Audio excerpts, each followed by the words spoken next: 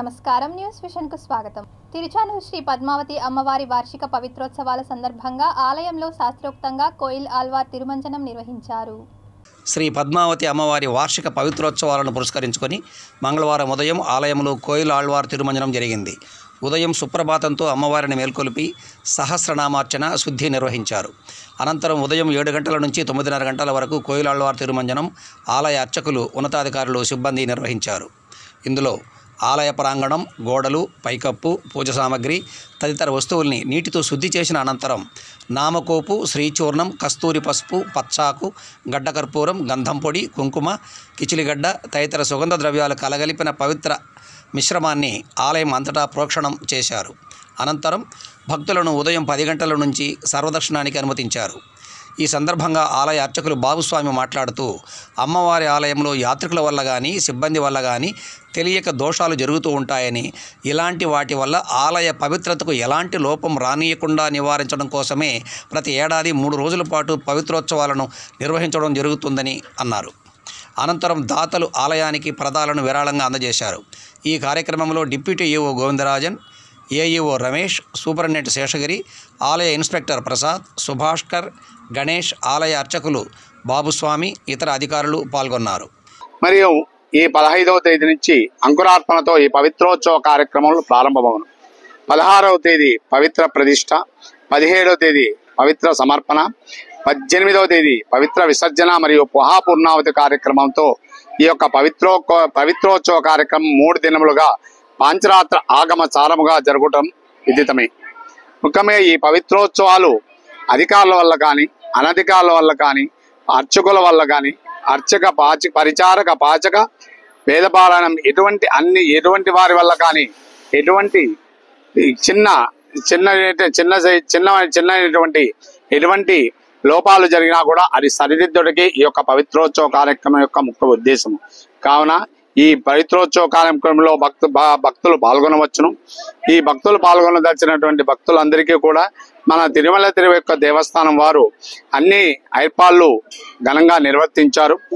కాణిపాకంలో స్వయంభూగా వెలిసిన శ్రీ వరసిద్ధి వినాయక స్వామి వారి బ్రహ్మోత్సవాలు అంగరంగ వైభవంగా జరుగుతున్నాయి. బంగారు నెమలి వాహనంపై సిద్ధిబుద్ధి సమేతంగా ఊరేగిన గణనాథుడు భక్తులను కటాక్షించారు. కాణిపాకం బ్రహ్మోత్సవాల్లో పాల్గొనడానికి సుదూర ప్రాంతాల నుంచి భక్తులు పెద్ద సంఖ్యలో వచ్చారు. సత్య ప్రమాణాలకు నిలవైన విఘ్ననాథుని కొలుచుకొని తమ కోరికలు నెరవేర్చుకునేందుకు, మొక్కులు తీర్చుకునేందుకు అనేక ప్రాంతాల నుంచి భక్తులు విచ్చేస్తున్నారు. భక్తులకు ఎలాంటి అసౌకర్యం కలగకుండా సరైన ఏర్పాట్లు చేశారు ఆలయ అధికారులు. ఈ బ్రహ్మోత్సవాలు ఈ నెల 27వ తేదీ వరకు జరగనున్న నేపథ్యంలో ఆలయ సిబ్బంది భక్తుల సౌకర్యార్థం తగు జాగ్రత్తలు తీసుకుంటున్నారు.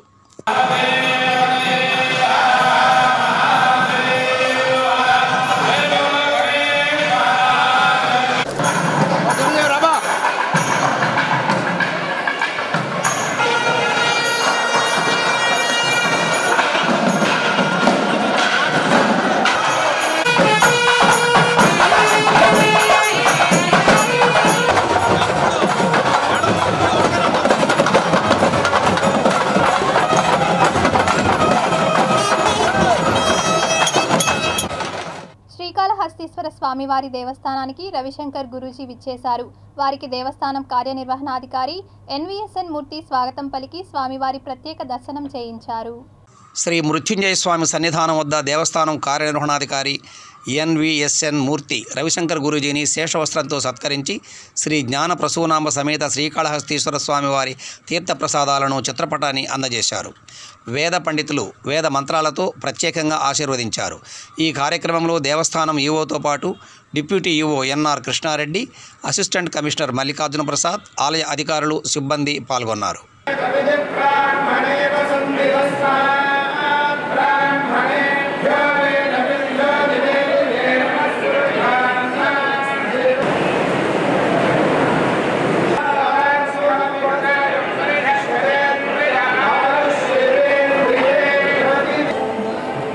విశాఖ ఉక్కు పరిశ్రమను పరిరక్షించుకోవడానికి ప్రభుత్వం తగినంత నిధులు కేటాయించి పూర్తి సామర్థ్యంతో దాన్ని నడపాలని సిఐటియు, ఏఐటియుసి నాయకులు డిమాండ్ చేశారు. తిరుపతి ఆర్టీసీ బస్టాండ్ సమీపంలోని అంబేద్కర్ విగ్రహం వద్ద సిఐటియు రైతు సంఘాల ఆధ్వర్యంలో ధర్నా కార్యక్రమం నిర్వహించారు. ఈ సందర్భంగా వారు మాట్లాడుతూ విశాఖ ఉక్కును ప్రైవేటీకరణ చేయడం సమంజసం కాదని, ప్రభుత్వం నిధులు కేటాయించి విశాఖ ఉక్కు పరిశ్రమను ఆదుకోవాలని డిమాండ్ చేశారు. గతంలో ఈయన ప్రైవేటీకరణ వ్యతిరేకిస్తూ విశాఖ ఉక్కు పరిశ్రమ ఎదురుగా పెద్ద భారీ బహిరంగ సభలో మాట్లాడుతూ మేము వాళ్ళ తలలు వంచిస్తామని చెప్పాడు. జగన్మోహన్ రెడ్డి గారు చెప్పారు. ఇప్పుడు నోరు తెరవని దౌర్భాగ్యకరమైనటువంటి పరిస్థితి ఆంధ్ర రాష్ట్రంలో నెలకొన్నటువంటి నేపథ్యంలో కేంద్ర కార్మిక సంఘాల పిలుపు మేరకు ఈరోజు రాష్ట్ర వ్యాప్తంగా అనేక కేంద్రాల్లో ఈ రాస్తారోకోలు జరుగుతున్నాయి. లక్షల మంది ఈ కార్యక్రమంలో పాల్గొంటున్నారు. ఎప్పటికైనా చంద్రబాబు నాయుడు స్పందించి కేంద్ర ప్రభుత్వ వైఖరిని వ్యతిరేకించాలని మేము కోరుతున్నాం. కేంద్ర ప్రభుత్వం కూడా దిగొచ్చి ఈ సమస్య పరిష్కారానికి ప్రైవేటీకరణ నిలుపుదలకి రావాల్సినటువంటి అవసరం ఉందని చెప్పి మేము డిమాండ్ చేస్తూ ఉన్నాం. ఈరోజు చంద్రబాబు నాయుడు అడుగుతూ ఉన్నాం, మీ ఎంపీలు లేదా ఇద్దరు మంత్రులు రాజీనామా చేసి ఉక్కు ఫ్యాక్టరీని కాపాడతారా లేదా నరేంద్ర మోడీకి ఊడికం చేస్తారో తేల్చుకోమని చెప్పి కూడా మాట్లాడుతున్నాం. ఎన్నికలప్పుడు మాట్లాడే మాటలు ఎన్నికలైన తర్వాత గెలిచిన తర్వాత మాట తప్పుతున్నాడు చంద్రబాబు నాయుడు. నీ వైఖరి ఏందో మాట చెప్పని చెప్తున్నాం. ఈ తెలుగోడి యొక్క గౌరవం కాపాడాలంటే అటు తెలంగాణలో ఉన్నటువంటి మంత్రులు కానీ ఎమ్మెల్యేలు కానీ ఇటు ఆంధ్రాలో ఉన్న ఎమ్మెల్యేలు మంత్రులు కానీ ఒక్కత కంటకంటతో విశాఖ ఉక్కు ఫ్యాక్టరీని కాపాడడానికి ఏదోలాగా రావాలని మాతో పాటు ఉద్యమంలో మీరందరూ కూడా పాల్గొనమని చెప్పేసి విజ్ఞప్తి చేస్తున్నాం. ఎన్నికలు ఊగుదంప స్టేట్మెంట్లు ఇచ్చి ఎన్నికలతోనే రాజకీయ పప్పుగడే పద్ధతులనే ఈ ప్రభుత్వాలు వ్యవహరిస్తున్నాయి. ప్రజా వ్యతిరేక విధానాన్ని కొనసాగిస్తే మంచి పద్ధతి కాదు. విశాఖ ఉక్కు ప్రైవేటీకరణని ఖచ్చితంగా నిలుపుదల చేయాలా. అనేక మంది ప్రాణతర్పాలతో వచ్చినటువంటి విశాఖ ఉక్కుని ప్రైవేటీకరణ చేయడం ఏఐటీసీ వివిధ కార్మిక సంఘంలో వ్యతిరేకిస్తున్నాయి. ఖచ్చితంగా దీన్ని ప్రైవేటీకరణ అభివృద్ధి చేసి ఆ లాభాలు వచ్చేది నష్టాలు చూపిస్తూ దారుణం అని చెప్పి ఈ సందర్భంగా తెలియజేస్తూ ఉన్నాం. 75,000 కోట్లు టన్నులు వస్తూ ఉంది. ఈరోజు 40,000 టన్నులకే తగ్గించేయడం అనేది చాలా దుర్మార్గమైన విషయం. ఇటువంటి విషయాలన్నీ విరమించుకొని దానికి మైన్ కేటాయించి దాని యొక్క విలువని ఉత్పత్తి సామర్థ్యాన్ని పెంచి ఖచ్చితంగా దీన్ని కాపాడాల్సిన అవసరం ఉంది. దీనికి ఇక్కడ ఈరోజు తుఫాన్లో కూడా ఏం ఆదుకున్న పరిస్థితి లేదు కేంద్రం. కాబట్టి కేంద్రం వెంటనే చేయకపోతే అందరినీ కలుపుకొని ఈరోజు చంద్రబాబు నాయుడు ఫైట్ చేయాల్సిన అవసరం ఉంది. ఖచ్చితంగా దీన్ని పవన్ కళ్యాణ్ కూడా ఆలోచించాలి. తనకు 100% ఇచ్చామంటున్నారు. 100% ఈరోజు నువ్వు విశాఖపట్నం యొక్క ఈ పరిశ్రమను కాపాడుతావా స్టీల్ని అని చెప్పి నేను అడుగుతా ఉన్నా. విశాఖ ఉక్కును ప్రైవేటీకరణ ఆర్దులు చేయడానికి ముఖ్యమంత్రి చంద్రబాబు నాయుడు ఒక్క మాట కూడా మాట్లాడలేదు. అందుకోసం ఈవేళ రాష్ట్ర వ్యాప్తంగా అనేకమైనటువంటి రాష్ట్రంలో ఉన్నటువంటి 26 జిల్లాల్లోనూ రైతు సంఘాలు కార్మిక సంఘాలు చేపట్టేటువంటి ఈ విశాఖ ఉక్కుకు ప్రైవేటీకరణకు వ్యతిరేకంగా జరుగుతున్నటువంటి కార్యక్రమానికి భారత కమ్యూనిస్ట్ పార్టీ సిపిఐ సంపూర్ణమైన మద్దతు తెలియజేస్తూ ఉంది. శ్రీ సాధు సుబ్రహ్మణ్య శాస్త్రి 43వ వర్ధంతిని పురస్కరించుకుని తిరుపతిలోని శ్వేత భవనం ఎదుట ఉన్న విగ్రహానికి టీటీడీ అధికారులు పూలమాలలు వేసి ఘన నివాళులు అర్పించారు. శ్రీ సాధు సుబ్రహ్మణ్య శాస్త్రి 43వ వర్ధంతిని పురస్కరించుకొని తిరుపతిలోని శ్వేత భవనం ఎదుట ఉన్న విగ్రహానికి పూలమాలలు వేసి ఘన నివాళులు అర్పించారు టీటీడీ అధికారులు. మా నాన్నగారిని గుర్తుపెట్టుకొని ఇన్ని సంవత్సరాలు అయిపోయినా కూడా ఆయన చేసిన సేవలంతా గుర్తుపెట్టుకొని దేవస్థానం వాళ్ళు ఈవో గారు శాస్త్రి గారు తర్వాత చౌదరి గారు వీళ్ళందరూ కూడా అన్నమాట ఎంతో ఇదిగా చేయించడము మా నాయనది. అందరూ నలుగురికి కూడా అన్నమాట. సాధు గిరిజాదేవి గారు అలాగే వారితో పాటు శాసన పరిశోధనలో కుడిభుజంగా ఉన్నటువంటి శ్రీమాన్ కృష్ణారెడ్డి గారు గోపీకృష్ణగా లబ్ధప్రతిష్ఠులు. అలాగే మన తిరుమల తిరుపతి దేవస్థానం విద్యా విభాగం అధికారి నాగరాజు నాయుడు గారు, అలాగే భారత రాష్ట్రపతి సన్మాన గ్రహీతలు ఆచార్య రామసూర్యనారాయణ గారు, అలాగే ప్రభుత్వంలో సిబిఐ కోర్టు జడ్జిగా ఉన్నటువంటి శ్రీమాన్ సిఎన్ మూర్తి గారు సాధు సుబ్రహ్మణ్య శాస్త్రి గారి మనవడు. వీరందరూ కూడా ఇంకా అనేక మంది భక్తులు అందరూ కూడా ఈనాటి కార్యక్రమాన్ని జయప్రదం చేస్తూ ఉన్నారు. సాధు సుబ్రహ్మణ్య శాస్త్రి గారు పేష్కారుగా తిరుమల తిరుపతి దేవస్థానంలో వారు ఉద్యోగించారు అనడం కన్నా కూడా స్వామి సేవలో వారు సంపూర్ణంగా తరించారు అనటం ఔచితీయమంతంగా ఉంటుంది. తిరుమల శ్రీవారిని పలువురు ప్రముఖులు దర్శించి మొక్కులు చెల్లించుకున్నారు.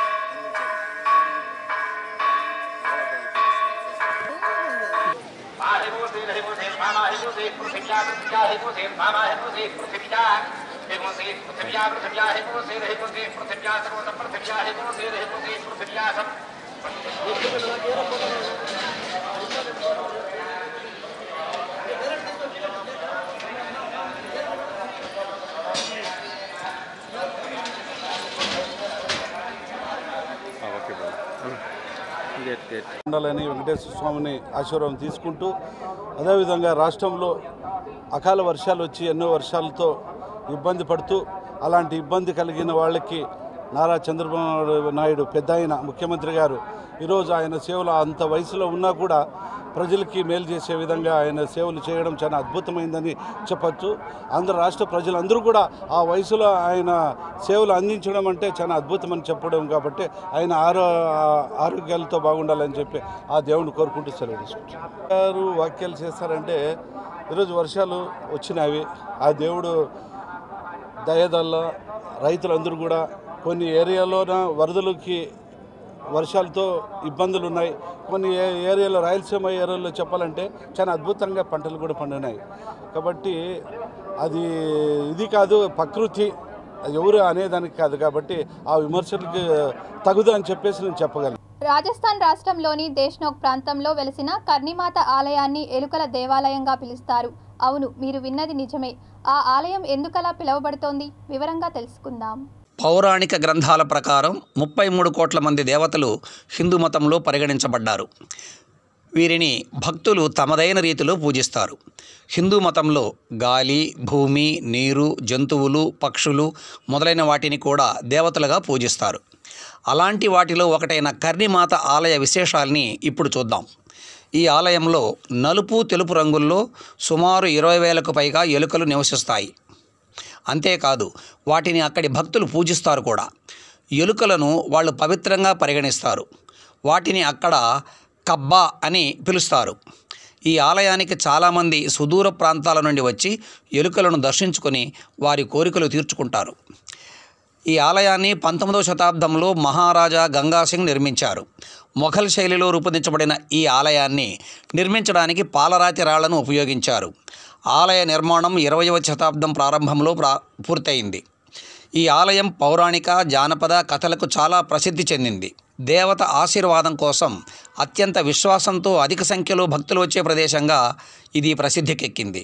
ఒకవేళ ఎలుకను చంపినట్లయితే దాని స్థానంలో వెండి ఎలుకను పెట్టాలని కూడా భక్తులు నమ్ముతారు.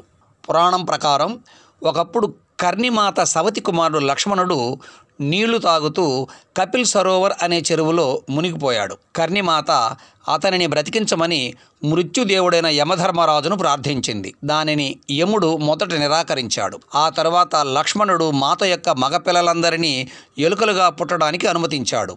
అప్పటి నుంచి ఆ కర్ణిమాత దేవాలయం ఎలుకల దేవాలయంగా ప్రసిద్ధికెక్కింది. ఈ కర్ణిమాత ఆలయానికి చేరుకోవడం చాలా సులభం. బికనీర్ ప్రాంతం నుంచి దేశ్నోక్కి కేవలం 30 కిలోమీటర్లు మాత్రమే. బస్సు, రైలు, ట్యాక్సీ మొదలైన వాటి ద్వారా ఆలయానికి చేరుకోవచ్చు. భారతదేశంలో తొలిసారి మంకీపాక్స్ అనుమానితుడిని గుర్తించడంతో కేంద్ర ప్రభుత్వం అప్రమత్తమై రాష్ట్రాలు, కేంద్రపాలిత ప్రాంతాలకు కీలక ఆదేశాలను జారీ చేశారు. ఇప్పటికే ప్రపంచ ఆరోగ్య సంస్థ ఈ వ్యాధిని పబ్లిక్ హెల్త్ ఎమర్జెన్సీగా ప్రకటించింది. అయితే భారత్లో ఇప్పటి వరకు ఒక్క మంకీపాక్స్ కేసు కూడా పాజిటివ్గా నిర్ధారణ కాలేదు. కానీ దీని విషయంలో రాష్ట్రాలు అప్రమత్తంగా ఉండాలని కేంద్ర వైద్య ఆరోగ్య మంత్రిత్వ శాఖ పలు సూచనలు జారీ చేసింది. ఇక దేశంలో మంకీపాక్స్ క్లస్టర్లను గుర్తించడానికి నేషనల్ ఇంటిగ్రేటెడ్ సర్వేలెన్స్ ప్రోగ్రాం పనిచేస్తోందని ఆ శాఖ పేర్కొంది. ఎయిర్పోర్టుల్లో మంకీపాక్స్ స్క్రీనింగ్ మరింత వేగవంతం చేసినట్లు చెప్పుకొచ్చింది. అనుమానిత కేసుల్ని పరీక్షించేందుకు వీలుగా ఐసీఎంఆర్ అధీనంలోని పరిశోధనాశాలల నెట్వర్క్ను బలోపేతం చేస్తున్నట్లు కూడా హెల్త్ మినిస్ట్రీ వెల్లడించింది. రాష్ట్రాలు చర్మ, ఎస్టీడీ లాంటి రోగాలకు చికిత్స చేసే క్లినిక్స్పై దృష్టి పెట్టాలని తెలిపింది. వ్యాధి లక్షణాలు కనిపించిన పేషెంట్ల విషయంలో జాగ్రత్తగా ఉండాలి. ఈ వ్యాధి, దాని వ్యాప్తిపై ప్రజలకు అవగాహన కల్పించేందుకు రాష్ట్ర ప్రభుత్వాలు తగిన చర్యలు తీసుకోవాలని సూచించింది. అలాగే ప్రజల్లో అనవసర భయాలు పోగొట్టేందుకు కృషి చేయాలని కూడా కేంద్ర ఆరోగ్య శాఖ తెలిపింది. ఈ వ్యాధిని 1958లో తొలిసారి గుర్తించినా మొదటిసారి 1970లో ఓ మనిషికి ఇది సోకింది. ఆఫ్రికా దేశాల్లోని మారుమూల గ్రామాల్లో మాత్రమే ఎక్కువగా ఈ వ్యాధి కనిపించేది. అయితే ప్రపంచవ్యాప్తంగా శాస్త్రవేత్తలు, ఆరోగ్య విభాగాలు దీనిని నిర్లక్ష్యం చేయడంతో 2022లో భారీ స్థాయిలో మంకీ పాక్స్ వ్యాపించింది. దీంతో ఒక్కసారిగా ఉలిక్కిపడిన ప్రపంచ దేశాలు దీనిపై ఇప్పుడు పరిశోధనలు చేస్తున్నాయి. లైంగిక సంబంధాల కారణంగా ఈ వేరియంట్ వేగంగా వ్యాపిస్తోందని ఆరోగ్య నిపుణులు సూచిస్తున్నారు. బీజేపీ ఎస్టీ మోర్చా తిరుపతి జిల్లా అధ్యక్షులు బానావత్ గుండాల నాయక్ మంగళవారం ఆకస్మికంగా మృతి చెందారు. ఆయన మృతి పట్ల బీజేపీ నేతలు శ్రద్ధాంజలి ఘటించారు. తిరుపతి హెడ్ పోస్ట్ ఆఫీస్ వద్ద గుండాల నాయక్ చిత్రపటానికి పూలమాల వేసి బీజేపీ నేతలు అంజలి ఘటించారు. అనంతరం గుండాల గోపినాథ్ మాట్లాడుతూ గిరిజనుల సంక్షేమానికి గుండాల నాయక్ ఎంతో కృషి చేశారని కొనియాడారు. గుండాల నాయక్ గారు పార్టీలో ఉంటూ పార్టీకి ఎంతో అభివృద్ధికి ఎంతో కృషి చేశారు. ముఖ్యంగా గిరిజనుల సంక్షేమానికి ఆయన పార్టీ తరఫున ఎంతో కృషి చేశారు. ఈరోజు ఆయన చనిపోవడం చాలా బాధాకరం. ఆయన ఆత్మకు శాంతి కలగాలని ఈరోజు ఆయన చిత్రపటానికి మేమంతా ఘన నివాళి అర్పించాము. గుండాల నాయక్ గారు గిరిజనుల అభ్యున్నతి కోసము ఎన్నో రకాలైనటువంటి పోరాటాలు గత 30 సంవత్సరాలుగా చేస్తూ వచ్చారు. నేడు భారతీయ జనతా పార్టీలో తనదైన ముద్ర వేసుకొని చాలా మంచి పేరు సంపాదించుకోవడమే కాకుండా గిరిజనుల అభివృద్ధికై నిరంతరము కృషి చేసే వ్యక్తి. అలాంటి వ్యక్తిని కోల్పోవడము ఈరోజు మా గిరిజనుల తరఫున చాలా బాధాకరమైన విషయము. పాదచారుల సౌకర్యార్థం ఫుట్పాత్లు ఏర్పాటు చేస్తే అవి ఇప్పుడు చిరు వ్యాపారస్తులకు అడ్డాగా మారిపోయాయి. తిరుపతి రుయా హాస్పిటల్ నుండి అలిపిరి వరకు ఫుట్పాత్లను చిరు వ్యాపారస్తులు ఆక్రమించారు. దీంతో అటుగా వెళ్లాల్సిన పాదచారులు రోడ్డుపై నడుస్తూ వెళ్లడం ద్వారా ప్రమాదాలకు గురి కావాల్సిన పరిస్థితి నెలకొంది. అయితే సంబంధిత శాఖ అధికారులు మాత్రం తమకేమీ పట్టనట్లు వ్యవహరిస్తున్నారు. ఫుట్పాత్లపై ఆక్రమణలు తొలగించాలని నగరవాసులు విన్నవిస్తున్నారు. కానీ అధికారులు ఏమాత్రం స్పందిస్తారో వేచి చూడాలి. మరి నడిచేందుకు వీలు లేకుండా యథేచ్ఛగా తోపుడు బండ్లు, టిఫిన్ సెంటర్లు అక్కడే ఏర్పాటు చేసుకుని ఇష్టానుసారంగా వ్యవహరిస్తున్నారు. ఇక అలిపిరి సమీపాన అయితే చెప్పాల్సిన పని లేదు. ఫుట్పాత్లే కాదు, రోడ్లను సైతం ఆక్రమించడం ద్వారా వాహనదారులు సైతం అక్కడ ఇబ్బంది పడాల్సిన దయనీయ పరిస్థితి నెలకొంది. ఇప్పటికైనా సంబంధిత అధికారులు జోక్యం చేసుకుని ఆక్రమణలు తొలగిస్తారో లేదో చూడాలి. సామాజిక బాధ్యతతో పనిచేస్తున్న శ్రీవారి మెట్టు చిరు వ్యాపారస్తులకు తిరుమల తిరుపతి దేవస్థానం అండగా నిలవాల్సిన ఆవశ్యకత ఎంతైనా ఉందని సిఐటియు జిల్లా ప్రధాన కార్యదర్శి కందారపు మురళి తెలిపారు. టీటీడీ పరిపాలన భవనం వద్ద 21 రోజులుగా నిరసన దీక్షలో కొనసాగిస్తున్న శ్రీవారి మెట్టు చిరు వ్యాపారులకు న్యాయం చేయాలని, న్యాయం కోసం నిరసన దీక్ష కార్యక్రమం కొనసాగుతున్నా ఇంతవరకు టీటీడీ అధికారులు స్పందించకపోవడం బాధాకరమని అన్నారు. టీటీడీ ఈవో శ్యామలరావును సిఐటియు నేతలు మంగళవారం ఉదయం కలిసి శ్రీవారి మెట్టు చిరు వ్యాపారుల సమస్యలను విన్నవించారు. ఈ సమస్యను పరిష్కరించకుండా ఇంకా నానవేస్తూనే ఉన్నారు. ఇది సరైన పద్ధతి కాదు. వెంకటేశ్వర స్వామి సన్నిధిలో ఇటువంటి ఘటనలు చూసుకుంటే భక్తులు కూడా నొచ్చుకుంటారు. ఏమిటి ఇక్కడ కూడా అందరికీ న్యాయం చేసే వైకుంఠం దగ్గర కూడా ఈ వ్యాపారస్తులకి స్వామివారిని నమ్ముకొని జీవనం సాగిస్తున్న వారి కుటుంబాలు ఎలా కలవాలని భక్తులు కూడా బాధపడతారు. అధికారులు ఏమాత్రం స్పందించకుండా ఉండడం అనేది సరైన పద్ధతి కాదు. ఎక్కడో అలిపిరి దగ్గర పులి బారిన పడి ఒక చిన్నారి మృతి చెందితే పులికి సంబంధం లేని శ్రీవారి మెట్ల దగ్గర ఈరోజు పులి అనే పేరుతో గిలి వచ్చేసి ఆ రకంగా వీళ్ళందరినీ కూడా దింపేయడం అనేది చాలా బాధాకరమైనటువంటి విషయం. కాబట్టి తక్షణమే ఈ సమస్యను పరిష్కారం చేయాల్సినటువంటి అవసరం ఉంది. ఈ సమస్యను పరిష్కారం కనుక కాకపోతే రేపు రాబోయే కాలంలో మరింత ఆందోళనను ఉధృతం చేస్తామని చెప్పిన టీటీడీ వారికి హెచ్చరిస్తున్నాం. అన్ని దానాలకల్లా అన్నదానం మిన్న. బూతు సినిమా పాటలు, అసభ్యకరమైన నృత్యాలు వంటివి చేయకుండా అన్నదానం చేయడంలో ఉన్న సంతృప్తి మరెందులోనూ ఉండదని వినాయక మండపాలలో అన్నదాన కార్యక్రమాలు నిర్వహిస్తున్న వారిని తిరుపతి ఎమ్మెల్యే ఆరణి శ్రీనివాసులు, మాజీ ఎమ్మెల్యే సుగుణమ్మ, పలువురు ప్రముఖులు అభినందించారు. ఎంఆర్పల్లి పరిధిలో ఎల్ఎస్ నగర్లో వినాయక స్వామి విగ్రహం ఏర్పాటు చేయడం స్థానికులందరూ కూడా కలిసి, ముఖ్యంగా మురళీనాథ్ రెడ్డి గారి ఆధ్వర్యంలో మిగతా అందరూ కూడా చేరి, యువకులు, పెద్దలు, మహిళలు, ఈ ఏరియాలో ఉన్న వాళ్ళందరూ కూడా కలిసి చాలా చక్కగా వినాయకుడి విగ్రహాన్ని ఏర్పాటు చేసి పూజలు జరపడం జరిగింది. అందులో మమ్మల్ని అందరినీ కూడా భాగస్వాములు చేసి వినాయకుని సేవకు మమ్మల్ని కూడా రప్పించి వినాయకుడి కృపకు పాత్రలు చేపించి మాకు చాలా ఆనందంగా ఉంది. అందులో భాగంగా ఈరోజు ఇక్కడికి వచ్చి పూజలు నిర్వహించడం మేము ఒకటే కోరుకుంటున్నాం. ఈ ప్రాంతంలో ఉన్న వాసులందరూ కూడా సుఖ సంతోషాలతో, ఆయురారోగ్యాలతో సంతోషంగా ఉండాలని కోరుకుంటూ ముఖ్యంగా ఈరోజు ఎక్కడ చూసినా కూడా వినాయక చవితి సంబరాలు మరి ఉవ్వెత్తున యువత మరియు మహిళలు ముఖ్యంగా ఎక్కువ మంది పాల్గొని ఈ వినాయక చవితిని అంగరంగ వైభవంగా ఎంతో విజయోత్సవాలతో చేసుకుంటున్నారు.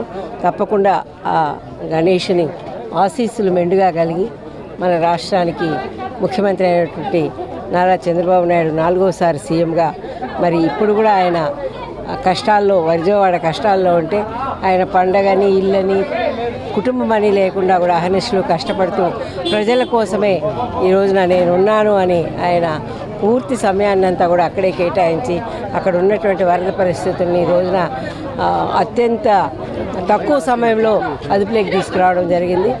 ఎలాంటి ఎన్నో తుఫాన్లు వచ్చినా ఎన్నో ఉధృతి తుఫాన్లు వచ్చినా మా నాయకుడికి బలమిచ్చి ప్రజలందరినీ ఆదుకోవాలని, ప్రజలు 3 పూట్ల భోజనం కావాలని, వాళ్ళు ఎప్పుడు నిండు నూరేళ్లతో చంద్రబాబు నాయుడు ఆశీస్సులు చంద్రబాబు నాయుడుకు ఉండాలని, ముఖ్యమంత్రిగా ఇంకా కొంతకాలం 30 సంవత్సరాలు ముఖ్యమంత్రిగా ఉండాలని కలియుగ దేవుడు, అదేవిధంగా కలియుగ దేవుడు మన వినాయక స్వామిని వేడుకుంటూ ఈ న్యూ ఇందిరానగర్లో 24వ డివిజన్లో ఈరోజు వినాయక చవితి సందర్భంగా అన్నదాన కార్యక్రమం జరుగుతోంది. ఈ అన్నదాన కార్యక్రమంకి ఇక్కడ క్లస్టర్ ఇన్ఛార్జి గారు అయినటువంటి బుల్లెట్ రమణ గారు, అదేవిధంగా రాజారాం గారు, అదేవిధంగా విశ్వనాథం గారు, తెలుగుదేశం పార్టీ నాయకులు, ముఖ్యంగా పుష్పావతి వాళ్ళ పిల్లలు, యూత్, రాణమ్మ, అందరూ, అరుణమ్మ, చంద్ర, వీళ్ళందరూ కూడా పెద్ద ఎత్తున ఈ కార్యక్రమాన్ని నిర్వర్తిస్తూ ఇక్కడ చాలా కోలాహలంగా ఉంది. ఇదే విధంగా కొనసాగాలని కోరుకుంటాం. వాళ్ళకి శక్తి ఉన్నంత కాలం ఒక 50-60 సంవత్సరాలు కూడా ఈ కార్యక్రమాన్ని కొనసాగించాలని చెప్పి మనస్ఫూర్తిగా ఆకాంక్షిస్తున్నాను. వారికి ఆ భగవంతుడు మంచి ఆయుసు శక్తిని ఇచ్చి ఇలాంటి కార్యక్రమాలని కొనసాగించేదానికి ఇంకా శక్తిని ప్రసాదించాలని, దాంతోపాటు మా వంతు సహకారము సహాయాలన్నీ కూడా ఎల్లప్పుడూ వారికి అందిస్తూ ఇలాంటి సేవా కార్యక్రమాలు చేయడంలో వాళ్ళు ముందుండాలని. ఇక్కడ ఉన్న పిఠాపురం, అమలాపురం వాసులు అందరూ కూడా చాలా పేదవారు. ఐస్ బండ్లు, ఇలా చిన్న కూల్ డ్రింక్స్ బండ్ల మీద అమ్ముకొని జీవనం సాగించుకునేవారు. వీరు ఇలాంటి వాళ్ళు మా వార్డులో దాదాపుగా 100 కుటుంబాలు ఉన్నాయి. ప్రతి వినాయక చవితికి వీళ్ళకున్న శక్తి మేరకు తలా అందరూ డబ్బులు వేసుకొని చాలా ఘనంగా వినాయక చవితి చేస్తారు. పైగా వీళ్ళందరూ కూడా డిప్యూటీ సీఎం పవన్ కళ్యాణ్ గారి విలేజ్ తాలూకా కాబట్టి గౌరవ శాసనసభ్యుల్ని పిలవడం జరిగింది.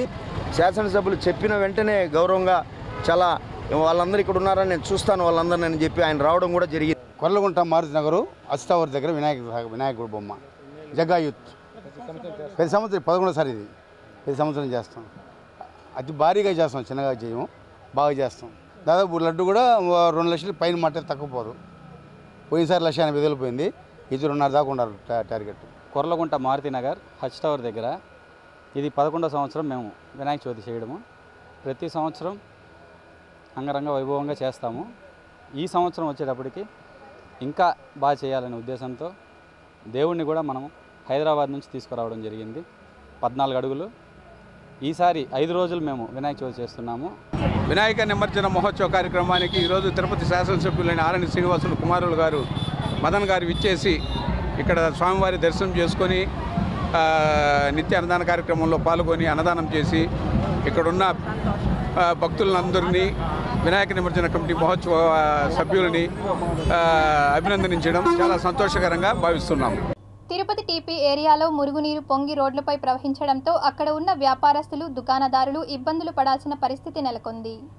టీపీ ఏరియాలో గడిచిన 2 రోజులుగా అండర్ డ్రైనేజ్ పొంగి మురుగునీరు రోడ్డుపై ప్రవహించడంతో అటుగా వెళుతున్న వాహనదారులు, యాత్రికులు ఇబ్బంది పడుతున్నారు. మున్సిపల్ శాఖ అధికారులు స్పందించకపోవడంతో టీపీ ఏరియా వాసులు ఇబ్బందులు ఎదుర్కొంటున్నారు. మున్సిపల్ శాఖ సిబ్బందికి తెలియజేసినప్పటికీ తామంతా వినాయక నిమజ్జనం విధులలో ఉన్నామని తెలపడం గమనార్హం. విజయవాడ వరద ముప్పు ప్రాంతాలలో వ్యర్థాలను తొలగించేందుకు విజయవాడలో ఉన్నామని మున్సిపల్ శాఖ సిబ్బంది తెలిపినట్లు స్థానికులు చెబుతున్నారు. శ్రీ వెంకటేశ్వర యూనివర్సిటీ సెనెట్ హాల్లో స్టాటిస్టిక్స్ విభాగం ఆధ్వర్యంలో కార్యక్రమాన్ని నిర్వహించారు. ఈ కార్యక్రమానికి పలువురు అతిథులు విచ్చేసి కార్యక్రమాన్ని ప్రారంభించారు. ఎస్వియు సెనేట్ హాల్లో ఏర్పాటు చేసిన సెమినార్కి ముఖ్య అతిథులుగా professor Srinivasan, SVU VC Apparao, registrar Bhupathi Naidu తదితరులు పాల్గొని జ్యోతి ప్రజ్వలనతో కార్యక్రమాన్ని ప్రారంభించారు. ఈ సందర్భంగా ఆయన మాట్లాడుతూ ఇండియన్ సైన్స్ అవార్డు గ్రహీత ప్రొఫెసర్ సిఆర్ రావు సేవలు చిరస్మరణీయమని గుర్తు చేసుకున్నారు. అంతకుముందు ముఖ్య అతిథులుగా పాల్గొన్న వారికి స్టాటిస్టిక్స్ డిపార్ట్మెంట్ విభాగాధిపతి ఆధ్వర్యంలో అతిథులకు సన్మాన కార్యక్రమాన్ని నిర్వహించారు. Professor P.C. Mahalnobis started the Indian Statistical Institute at that particular time and invited Professor C.R. Rao to be part of the institute to offer courses in statistics and other allied areas. So he joined ISI, he taught at ISI at various levels, he has produced many PhDs at ISI and later after his retirement, indeed meanwhile after a particular period of time, after a span of time, he moved to Delhi ISI. This is 14th year we are conducting endowment lecture in our department, which was donated by Professor C.R. Rao Sargaru with his mother and father's name, Sir C.D. Naidu and Arkat Lakshmamma Kantamma endowment lecture. And I am very thankful to University Authority to provide Senate Hall, and I am very thankful to our students, research scholars, guest faculty. International prize for statistics, which is equal to Nobel Prize in statistics. So that is the greatness of Professor C.R. Rao.